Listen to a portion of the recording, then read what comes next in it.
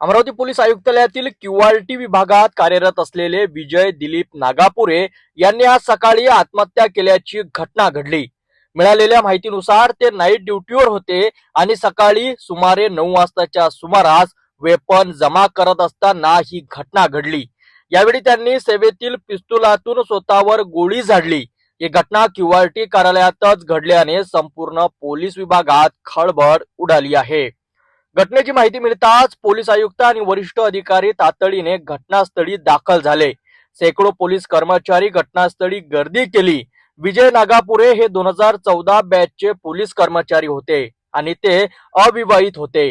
दरम्यान आत्महत्येचे कारण अद्यापही स्पष्ट झाले नाहीत। या घटनेमुळे पोलीस दलात शोककळा पसरली असून सर्वत्र हळहळ व्यक्त केली जात आहे। आमचा क्यूआरटी पोलीसचा एक जवान विजय दिलीपराव नागापुरे हा आज सकाळी क्यूआरटीच्या त्यांच्या रेस्टिंग रूममध्ये एकटा असताना त्याचा मित्र आकाश दिलीपराव अंबरदे हा त्या ठिकाणी आला आणि त्यावेळी त्याला त्याचा मृतावस्थेत देह आढळला आणि त्याच्या बाजूला त्याचं वेपन पडलेलं आहे। प्राथमिकदृष्ट्या त्यांनी आत्महत्या केलेली असावी। या कारणांचा शोध म्हणजे काय कारण असेल किंवा काय याबाबतचा पुढील तपास आम्ही करत आहोत। कोणती पिस्टल आहे आणि किती गोळ्या झाडली? ग्लॉक पिस्टल आहे आणि त्याच्यात एकच गोळी त्यांनी झाडलेली आहे। आत्महत्येचं काही कारण आलं?